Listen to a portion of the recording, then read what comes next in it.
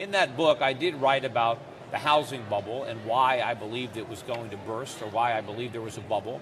You were right on the leading edge of that. It's going to become much worse.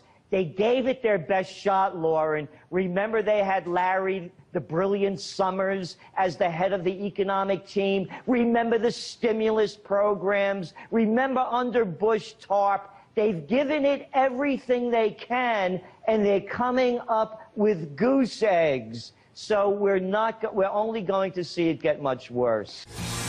After 42 years of tyrannical rule, Colonel Gaddafi is dead. Britain's secret friend. Tonight, how we colluded with him to kidnap Gaddafi's opponents around the world. Among the international businessmen and the jet-setting playboys is this man, Moussa Koussa. He was one of Colonel Gaddafi's inner circle, a ruthless spy chief trusted with the security of the country and stamping out dissent. When he fled Libya at the start of the uprising, he chose to defect to Britain. Moussa Koussa is responsible for the death of 270 innocent civilians, as well as thousands of his own people as part of the Gaddafi regime. Moussa Koussa is the guardian of many of Libya's secrets. So why, with little explanation, did Britain let him go?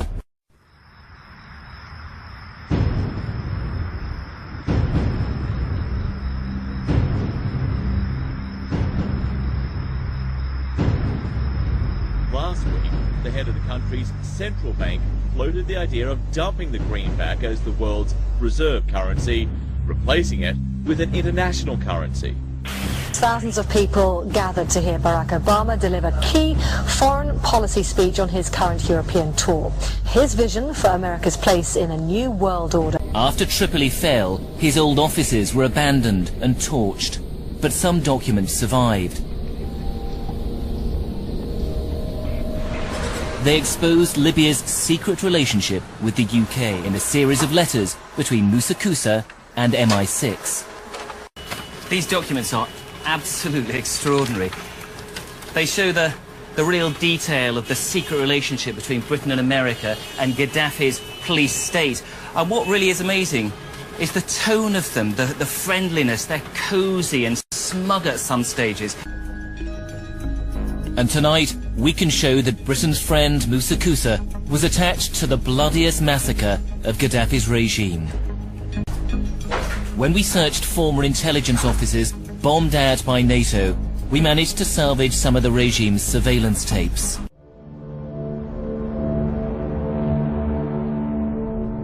We heard screams and beatings, and from 11 to 1:30 we heard continuous shooting. We didn't know what happened exactly and how many were killed. We didn't guess that they killed just about everyone. More than 1,200 inmates were slaughtered that day. It took nearly 3 hours. Abdul Ati only survived because he was hidden by a sympathetic guard. Now Panorama can reveal that one of the regime's inner circle, present as the massacre unfolded, was Moussa Koussa, at the time chief of spies. The man the UK made deals with over rendition and who gave assurances there'd be no torture, had actually tortured people himself. He crossed the border into Tunisia and then on to a country he trusted, with whom he'd done grubby business before, the UK. He arrived by private jet at Farnborough Air Base and was then whisked off to a safe house. He was protected by special branch officers and agreed to be interviewed briefly by Lockerbie investigators. His assets in the West were unfrozen. Now he could tap into his significant wealth. According to some, it's about protecting civilians. We must not tolerate this regime using military force against its own people. But some are convinced intervention in Libya is all about currency, specifically Gaddafi's plan to introduce the gold dinar, a single African currency made from gold, a true sharing of the wealth. It's one of these things that you have to plan almost in secret, because as soon as you say you're going to change over from the dollar to something else, you're going to be targeted. There were two conferences on this. one in 96 and another one in the year 2000, called the World Mataba Conference, organized by Gaddafi. And everybody was interested. I think most countries in Africa were keen. Gaddafi didn't give up. In the months leading up to the military intervention, he called on African and Muslim nations to join together to create this new currency that would rival the dollar and euro. They would sell oil and other resources around the world only for gold dinars. It's an idea that would shift the economic balance of the world. Countries' wealth would depend on how much gold they have, not how many dollars they trade. And Libya has 144 tons of gold. The UK has double that, but 10 times the population. It's happened before. In 2000, Saddam Hussein announced Iraqi oil would be traded in euros, not dollars. Sanctions and an invasion followed. Some say because the Americans were desperate to prevent OPEC from transferring oil trading in all its member countries to the euro. Terrorism through proxies, either Syrians living in Syria or foreigner fighters coming from abroad. So it's a new style of war. This is first. So you have to adapt with this new style. It takes time. It's not easy. Okay. And to say this is easy as a normal or let's say traditional or regular war, no. It's much more difficult. Second, the support that they've been had, that's been offered to those terrorists in every aspect, armaments, money, political, is unprecedented. So you have to expect that it's going to be tough war and difficult war. You don't expect a small country like Syria to defeat all those countries that have been fighting us through proxies just in days or weeks. Changing laws in favor of the banks, and he's not doing anything to stop the banks. He's helping the banks continue to do what they were doing under Bush. So in fact, he's just a continuation of Bush on the subject of markets and finance, which is the most important part of his policy right now. People who voted for Obama wanted real change, and are getting platitudes, are getting a lot of nice talk, but nothing in the way of concrete change is taking place. In this town, business as usual. Returning vets could be a risk to our nation. We've got to give them a stake in creating the kind of world order that I think all of us would like to see. And one of the ways it will drive the change is through global governance. I think a new world order is emerging. This is a hoax and a scam which is designed to transfer wealth and power from the private sector to the government sector and from the government of the United States to a world government. And those people who have been yelling, oh, the UN's going to take over global Conspiracy government. theorists. They've been crazy, but now they're right. And who got the money?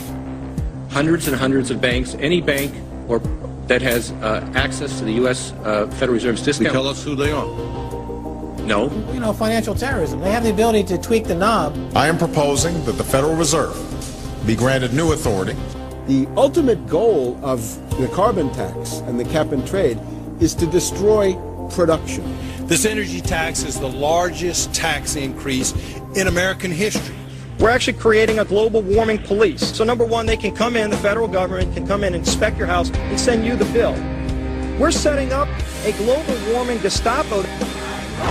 One of the things that if you talk to our generals, they are desperate for is a civilian counterpart to our military forces. President Obama today proposed something new, something called prolonged detention. Pre-crime is where people are arrested and incarcerated to prevent crimes that they have not yet committed. You know, a very sharp guy, very smooth, knows exactly what he's doing. For that reason, far more dangerous than Bush. Make a prediction, because a lot of people are saying that QE3 is coming next month. Do you predict we're going to see that? You know, I don't know if they're going to call it QE3 or some other kind of scheme, but they have to do something to keep pumping money into the system. Look, Lauren, we found out because of the reporting that went on, we just found out 2 years ago that the Federal Reserve was pumping, what, $1.2 trillion into the banks around the world that we didn't know about. They're going to do something, and that's why gold prices are going up. Well, look, we know that that Washington is talking about more austerity measures, the same kind of austerity measures that are racking through Europe as well. What does that mean? it means more cutbacks. So at a time when the economy is already slowing down, they created, as you pointed out, 0 jobs. So what it shows us is that at a time when things are slowing down, it's going to become much worse. They gave it their best shot, Lauren. Remember, they had Larry, the brilliant Summers, as the head of the economic team. Remember the stimulus programs. Remember under Bush TARP. They've given it everything they can, and they're coming up with goose eggs. So we're only going to see it get much worse. The Fed, they're in this thing all the way around. And yet, you want to talk about powerful people, you've got a majority of congressmen that are willing to say, we need to open up the books of the Fed. You can't even get this thing brought to the floor now. Why is that? They're not going to give up. They're going to move all these shenanigans over to the IMF. They're going to have a world organization. So the powerful elite then will have a world currency. That's what they're being planning for right now. So we as a people really have to wake up. My effort is exposing the Fed, opening up the books. The American people want it, and we have both Republicans and Democrats demanding it. But you made the right point. How are we going to get the leadership to do what the American people are demanding? How much time do we have, Ron? Which means the next shoe is the crisis in the dollar, the value of the dollar, not just the financial system. Okay. We will see high inflation rates soon. Okay. Congressman Ron Paul, thank you very much, sir.